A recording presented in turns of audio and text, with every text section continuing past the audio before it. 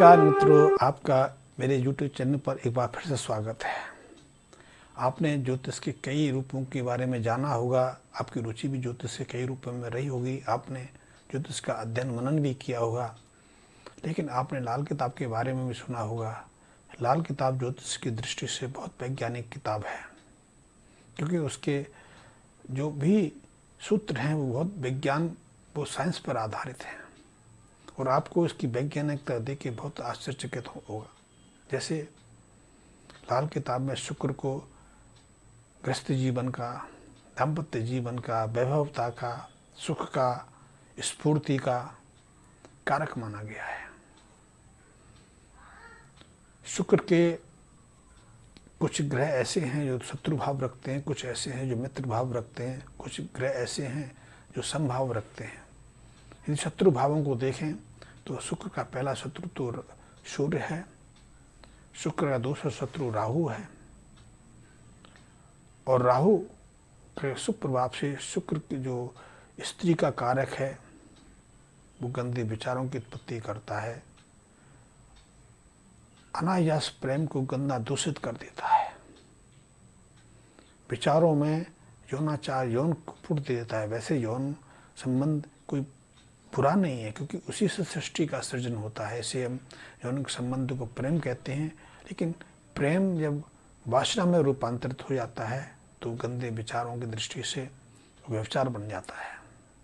और राहु अपने प्रभाव से शुक्र को दूषित करके व्यभिचारी जीवन की तरफ लिप्त कर देता है। फिर व्यभिचार का, सेक्स संबंधों का कोई नीति नियम, कोई नैतिकता नहीं रह जाती है।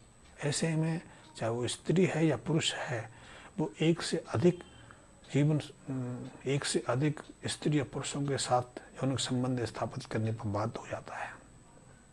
उसके विचार, उसके मन में सदैव वासना में विचार घूमते रहते हैं, वासना की ही प्रवृत्ति बनी रहती है, और ये उसके जीवन के लिए, उसकी गृहस्थ जीवन के लिए, उसके परिवार के लिए बहुत दुखदायी स्थिति होती है। वैसे भी आपने देखा होगा कि शुक्र की दही को या तांबे या पीतल के पात्र में, तांबा और पीतल दोनों जो है राहु की वस्तुएं हैं। जब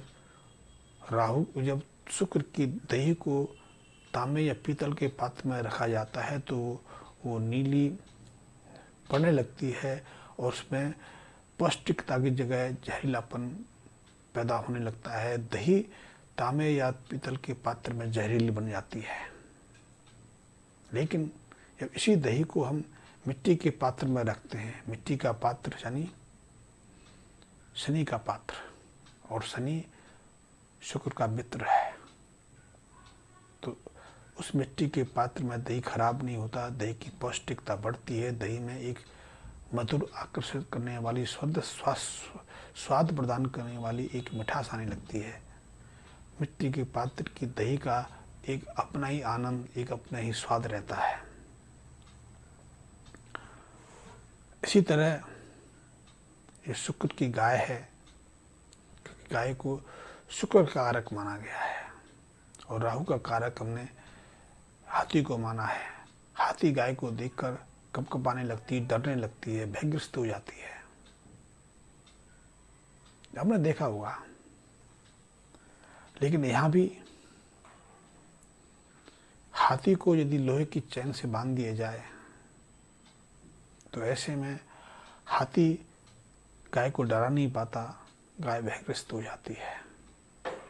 और इसीलिए लाल किताब में ऐसे प्रयोग बताए गए हैं कि यदि हमें अपने घर परिवार की लड़कियों को, लड़कों को दूषित विचारों से, वासना में प्रवृत्ति से बाहर रखना है, उन्हें कम उम्र में भोग वासना की तरफ जाने से रोकना है, तो हमें शनि का प्रभाव लेना चाहिए, शनि की शुभता प्रदान करनी चाहिए, शनि संबंधी जो प्रयोग हैं उनका सहारा लेना चाहिए। तो पुराने ज़माने में इसीलिए हमारी एक परंपरा थी। परंपरा ये थी कि घर में यदि कोई लड़की, कोई युवक अभी यौवन की तरफ अग्रसर हो रहा है तो घर परिवार के लोग शनि की बाल्टी कुएं पर दान करते थे, किसी मंदिर में दे के आते थे, मंदिर में लोहे की चैन दान करते थे कि वहाँ घंटा लटक जाए। घंटा पीतल का होता है लेकिन उसकी चेन लोहे की होती है। लोहे की चेन से जुड़ा घंटा राहु के प्रभाव को रोक लेता है। या फिर घर मंदिर के ऊपर कोई लोहे की रेलिंग लगानी है, कोई ध्वज स्थापित करना है, या फिर किसी कुएं के पास, किसी नदी तट पर, किसी सरोवर पर लोहे की चीज़ें दान करके, लोहे की रेलिंग लगाकर, लोहे की कुएं पे आपने देखा होगा कि कुएं पर लोहे की बाल्टी से पानी खींचा जाता है। उस पानी को पशु भी प्रयोग करते हैं, मनुष्य भी प्रयोग करते हैं, बहुत सारे प्राणी प्रयोग करते हैं। इसलिए राहु की अशुभता शांत हो जाती है और उस परिवार में राहु के गंदे विचार युवक युवतियों के मन में नहीं आते। इसलिए वो घर से भागकर या वासनामय जीवन से परहेज करते हैं। इसलिए विवाह, जब तक विवाहिक कार्य संपन्न नहीं होता, वो अपने मन में भोगवाद, यौनाचार का कोई ख्याल ही नहीं ला पाते हैं। इसलिए आपने देखा होगा पुराने ज़माने में लोगों की 25-30 साल की उम्र भी हो जाती थी, फिर भी व्यभिचारी जीवन से बचे रहते थे। लेकिन अब तो ऐसा नहीं है। अब तो राहु की प्रबलता बढ़ती जा रही है और उसके पीछे कारण है कि बच्चे उस बेड पर सोते हैं, उस पलंग पर सोते हैं जिस पर उसके माँ बाप भी सोते हैं, या घर के अन्य युवक जोड़ा सोते हैं। और चाहे माँ बाप हो, चाहे कोई दूसरा युवा जोड़ा हो, बिना सहवास के, बिना सेक्स के रह नहीं सकता, तो वहाँ राहु का प्रभाव रहता है। और इसकी अशुभता से बचने के लिए, इसके प्रभाव से बचने के लिए एक उपाय ये लाल किताब के लिए खोजा गया, जिसमें लोहे की वस्तु का दान करना, लोहे की चेन दान करना, लोहे का कोई कटबद्ध बनाना। आपने देखा होगा नदियों के किनारे घाट होते हैं, वहाँ लोहे की रेलिंग लगाई जाती है, कुएं पर पानी खींचने के लिए लोहे की बाल्टी रखी जाती है, और उस बाल्टी कुएं से निकालने के लिए एक लोहे की चरखड़ी भी रखी जाती है।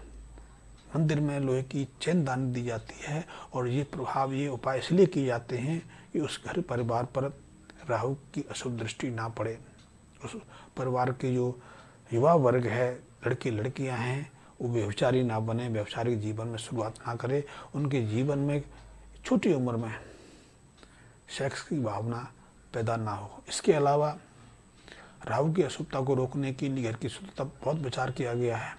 इसलिए पहले ज़माने में घर की दहली के नीचे से घर का जो गंदा पानी है, सीवरेज का सिस्टम नहीं निकाला जाता था। आजकल तो हम घर की जो मुख्य जो दहली है उसके नीचे से ही गंदा पानी निकालते हैं, और गंदा पानी निकलना बंद हो जाता है, सीवरेज सिस्टम चौक हो जाता है, तो अनायास आप देखते हैं घर के परिवार के बच्चों में उग्रता आ जाती है, हिंसकता आ जाती है।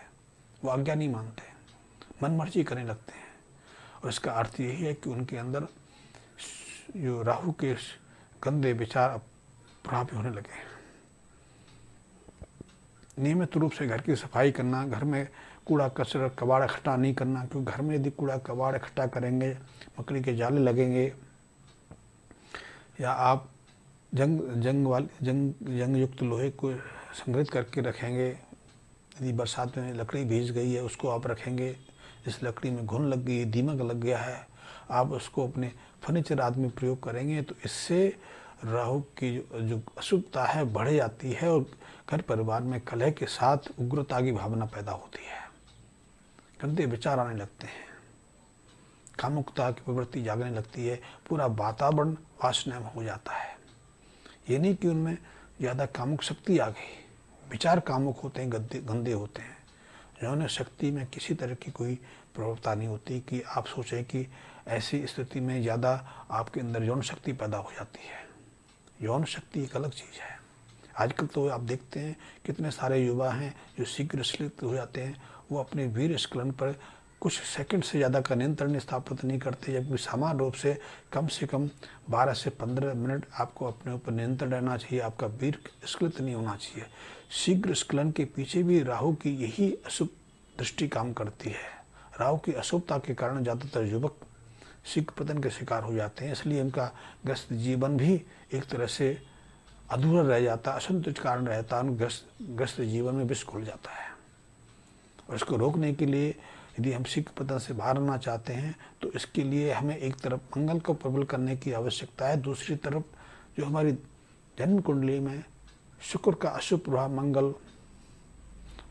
मंगल और शुक्र पर पड़ रहा है, हमारी जन्म कुंडली में मंगल वध बनकर के बैठे हैं, उनको रोकने, उनको उनकी अशुभता से बाहर लाने की आवश्यकता है।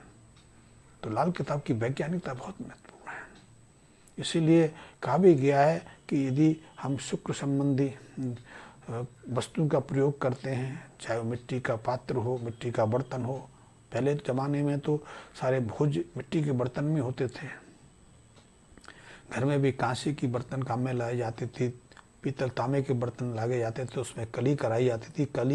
कली कराने से राहु की अशुभता शांत हो जाती है और शुक्र का तेज बढ़ जाता है।